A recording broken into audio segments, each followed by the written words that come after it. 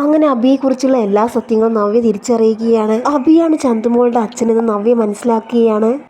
സത്യങ്ങൾ അറിഞ്ഞപ്പോൾ മാനസികമായി നവ്യ തകരുന്നുണ്ടെങ്കിലും താൻ അറിഞ്ഞ കാര്യം പുറത്തു പറയാനോ ആരോടും പ്രശ്നമുണ്ടാക്കാനോ നവ്യ തയ്യാറായില്ല. അങ്ങനെ അബിയോടൊരു കടുത്ത പക നവ്യയ്ക്ക് ഉണ്ടാവുകയാണ്. നവ്യയെ വെച്ച് കുടുംബത്തിന് പ്രശ്നങ്ങൾ ഉണ്ടാക്കണമെന്നും അങ്ങനെ അനന്തപുരി തകർക്കണമെന്നതുമാണ് അബിയുടെ പ്ലാൻ. നവ്യയും കുഞ്ഞിനെയും തൻ്റെ ജീവിതത്തിൽ നിന്ന് ഇല്ലാതാക്കുകയും അതിനുശേഷം തനിക്ക് കോടീശ്വരിയായ ഒരു പെണ്ണിനെ വിവാഹം കഴിക്കണമെന്നും അബി പറയുന്നുണ്ട്. അതുതന്നെയാണ് മോനെ എൻ്റെ ആഗ്രഹം, അങ്ങനെ തന്നെ നടക്കണം. ആ നവ്യ എന്ന് പറയുന്നവൾ നമ്മുടെ വെറും ആയുധം മാത്രമല്ലേ എന്ന് ചിരിച്ചുകൊണ്ട് ജലജ പറയുകയാണ്. അവളിപ്പോൾ നമ്മുടെ ആയുധം മാത്രമാണ്. കുറച്ച് നാളുകൾ മാത്രമേ അവൾ ഇവിടെ ഉണ്ടാവുകയുള്ളൂ. അവളിപ്പോൾ പരസ്യത്തിൽ അഭിനയിക്കുന്നുണ്ടല്ലോ. മുത്തശ്ശനാണെങ്കിൽ അത് ഒട്ടും ഇഷ്ടമില്ല. അവളെ എന്തായാലും മുത്തശ്ശൻ തന്നെ പുറത്താക്കും. അതിനുള്ള കളികളെല്ലാം കളിക്കുന്നുണ്ട് അമ്മേ എന്ന് ചിരിച്ചുകൊണ്ട് പറയുകയാണ് അബി. അബി പറയുന്നത് കേട്ട് ആകെ നെട്ടി നിൽക്കുകയാണ് നവ്യ. ഇവനെപ്പോലെ ഒരു ചതിയനെ വിശ്വസിച്ചാണല്ലോ അനന്തപുരിയിലുള്ളവരോട് വഴക്കിന് പോയത്. ഇവൻ പറഞ്ഞത് കേട്ട് എന്തെല്ലാം ഞാൻ ചെയ്തു കൂട്ടി. അങ്ങനെ നവ്യയ്ക്ക് സങ്കടം സഹിക്കാനാകാതെ കരയുകയാണ്. അങ്ങനെ കുറച്ച് കഴിഞ്ഞ് റൂമിലോട്ട് നവ്യ വരുന്നുണ്ട്. അങ്ങനെ സ്നേഹം അഭിനയിച്ചുകൊണ്ട് അബി പറയുന്നുണ്ട്, നീ എവിടെ പോയതായിരുന്നു മോളെ? നീ എന്താ ഭക്ഷണം കഴിച്ചില്ലേ? ഇല്ല എന്ന് നവ്യ പറയുന്നുണ്ട്. ഭക്ഷണമൊക്കെ സമയത്തിന് കഴിക്കണം, അല്ലെങ്കിൽ നിന്റെ ആരോഗ്യത്തിന് അത് ബാധിക്കും എന്ന് അബി പറയുകയാണ്. ആ സമയം അബിയുടെ മുഖത്ത് നോക്കി ചിരിച്ചുകൊണ്ട് നവ്യ ചിന്തിക്കുന്നുണ്ട്, ഇങ്ങനെയൊക്കെ അഭിനയിക്കാൻ നിന്നെ കൊണ്ട് മാത്രമേ പറ്റുകയുള്ളൂ. നിന്റെ കള്ളത്തരം എന്തായാലും അധികം നാൾ മുന്നോട്ട് പോവില്ല. ഇപ്പോൾ നീ സന്തോഷിച്ചോ എന്ന് മനസ്സിൽ ചിന്തിക്കുകയാണ് നവ്യ. അങ്ങനെ അബി നവ്യയോട് ചോദിക്കുന്നുണ്ട്, നീ ഭക്ഷണം കഴിച്ച് വേഗം ഉറങ്ങാൻ നോക്ക്, നാളെ ഷൂട്ടിന് പോകാനുള്ളതല്ലേ.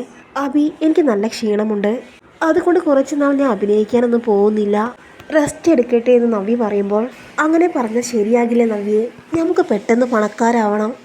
അതുകൊണ്ട് നീ പരസ്യത്തിൽ അഭിനയിച്ചാലേ അത് പറ്റുകയുള്ളൂ. നീ ഇങ്ങനെ അലസതയിലായാൽ ഇവിടെയുള്ള ദുഷ്ടന്മാരോട് എങ്ങനെ പകരം വീട്ടാൻ പറ്റും എന്ന് പറയുകയാണ് അബി. എന്നാൽ നവ്യയാണെങ്കിൽ ഒന്നും മിണ്ടാതെ നിൽക്കുകയാണ്. നവ്യ ഇനി പരസ്യത്തിൽ അഭിനയിക്കാൻ പോകുമെന്ന് എനിക്ക് തോന്നുന്നില്ല. ഇവൾക്ക് ഇതെന്ത് പറ്റി എന്ന ഭാവത്തിൽ ദേഷ്യത്തോടു കൂടി അബി പുറത്തേക്ക് പോകുന്നുണ്ട്. അബി പോയതോടെ നവ്യ പൊട്ടിക്കരയുന്നുണ്ട്. താൻ ഇത്രയും കാലം സ്നേഹിച്ചതൊരു വിഷപ്പാമ്പിനെയാണല്ലോ എന്നോർത്ത് നവ്യയ്ക്ക് സങ്കടം സഹിക്കാൻ പറ്റുന്നില്ല. ഞാൻ ഇനി നന്ദും പറഞ്ഞ കാര്യം സത്യമാണെന്ന് നവ്യയ്ക്ക് ബോധ്യപ്പെടുകയാണ്. അബി ആയുഷ്കാലം മുഴുവൻ ജയിലിൽ കിടക്കേണ്ട ആളാണെന്ന് നവ്യയ്ക്ക് ബോധ്യപ്പെടുകയാണ്. അബിക്ക് താൻ മാത്രമല്ല ഒരുപാട് പെൺകുട്ടികളുമായി ബന്ധമുണ്ട് എന്ന സത്യം നവ്യ മനസ്സിലാക്കുകയാണ്. അങ്ങനെ നവ്യ ഉറങ്ങുന്ന സമയത്ത് അബി അലമാരയിൽ നിന്ന് നവ്യയുടെ 3 പവൻ്റെ സ്വർണ്ണം എടുത്തു കൊണ്ടുപോവുകയാണ്. അങ്ങനെ നവ്യ ഇക്കാര്യം മുത്തശ്ശനെ അറിയിക്കുന്നുണ്ട്. അങ്ങനെ മുത്തശ്ശൻ പറയുന്നുണ്ട്, അബി ഇന്ന് തന്നെ ഇവിടെ നിന്ന് പുറത്താക്കണം, മോള് പേടിക്കേണ്ട എന്ന് പറയുന്ന സമയത്ത് അങ്ങനെ നവ്യ അവിടെ നിന്ന് പോകുന്നുണ്ട്. അങ്ങനെ അബി ആ മാലയെടുത്ത് പാർക്കിലോട്ട് പോകുന്ന സമയത്ത് നവ്യ അബിയെ പിന്തുടരുന്നുണ്ടായിരുന്നു. അങ്ങനെ നവ്യ തൻ്റെ കൂട്ടുകാരിയെ വിളിച്ച് കാര്യങ്ങളെല്ലാം പറയുന്നുണ്ട്. തൻ്റെ ഭർത്താവ് വലിയൊരു ചതിയനാണെന്നും അയാളുടെ കൂടെയുള്ള ജീവിതം ഇനി തനിക്ക് ഒരിക്കലും സാധ്യമല്ലെന്നും പറയുകയാണ്. എന്നാൽ അവനെ വിട്ടു പോയിക്കൂടെ എന്ന് കൂട്ടുകാരി ചോദിക്കുന്നുണ്ട്. അവനെ വിട്ടു പോകണം, അതിനു മുമ്പ് അവനൊരു പണി കൊടുക്കണം, നീ എന്നെ സഹായിക്കണം എന്ന് നവ്യ പറയുകയാണ്. അങ്ങനെ നവ്യ പറഞ്ഞത് പ്രകാരം കൂട്ടുകാരി പാർക്കിലോട്ട് പോകുന്നുണ്ട്. അങ്ങനെ അബി തന്നെ സ്നേഹിച്ച് ചതിച്ചതാണെന്ന് പറഞ്ഞുകൊണ്ട് ആ കൂട്ടുകാരി അബിയുടെ കയ്യിൽ പിടിക്കുന്നുണ്ട്. ആ സമയത്ത് അബിയും ആ പെണ്ണും പാർക്കിൽ വെച്ച് നല്ല വഴക്ക് തന്നെ ഉണ്ടാകുന്നുണ്ട്. ആ സമയം അബിയെ കാണാനായിട്ടൊരു പെൺകുട്ടി അങ്ങോട്ട് എത്തിയിരുന്നു. അബിയുടെ കാമുകിയായിരുന്നു അത്. ആ പെൺകുട്ടിക്ക് കൊടുക്കാനാണ് അബി നവ്യയുടെ അലമാരയിൽ നിന്ന് സ്വർണ്ണമാല മോഷ്ടിച്ചത്. അങ്ങനെ നവ്യയുടെ കൂട്ടുകാരി ആ പെൺകുട്ടിയോട് പറയുന്നുണ്ട്, അബി ഒരു ചതിയനാണ്, ഇവനെ ഒരിക്കലും വിശ്വസിക്കാൻ പറ്റില്ല. അങ്ങനെ ആ പെൺകുട്ടി അബിയുടെ കാരണത്തൊന്ന് കൊടുത്ത് അവിടെ നിന്ന് പോകുന്നുണ്ട്. അങ്ങനെ അവിടെയുള്ള ബഹളം കേട്ട് അവിടെ ആളുകൾ കൂടുന്നുണ്ട്. അങ്ങനെ അബിയെ വളഞ്ഞിട്ട് തല്ലുന്നുമുണ്ട്. അങ്ങനെ പെൺകുട്ടി പറയുന്നുണ്ട്, എൻ്റെ 3 പവൻ്റെ മാല ഇവൻ മോഷ്ടിച്ചു, ഇവൻ്റെ ബാഗിലുണ്ട് എന്ന് പെൺകുട്ടി പറയുന്ന സമയത്ത് ആളുകൾ അബിയുടെ കയ്യിൽ നിന്ന് ആ സ്വർണ്ണമാല പിടിച്ചു വാങ്ങി പെൺകുട്ടിക്ക് കൊടുക്കുന്നുണ്ട്. ആ സമയത്ത് കൂട്ടത്തിലുള്ള ഒരാൾ പെട്ടെന്ന് തന്നെ പോലീസിനെ വിളിക്കുന്നുണ്ട്. അങ്ങനെ പോലീസ് അവിടേക്ക് എത്തുകയും അബിയെ ചോദ്യം ചെയ്യുകയും ചെയ്യുന്നുണ്ട്. പൊതുസ്ഥലത്ത് സ്ത്രീകളോട് മോശമായി പെരുമാറി എന്ന് പറഞ്ഞുകൊണ്ട് അബിയെ അറസ്റ്റ് ചെയ്ത് കൊണ്ടുപോകുന്നുണ്ട്. അങ്ങനെ ആ സുഹൃത്ത് മാല തിരിച്ച് നവ്യയെ ഏൽപ്പിക്കുന്നുണ്ട്.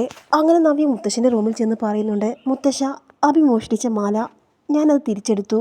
അങ്ങനെ പാർക്കിൽ നടന്ന കാര്യങ്ങളെല്ലാം നവ്യ മുത്തശ്ശനോട് പറയുകയാണ്.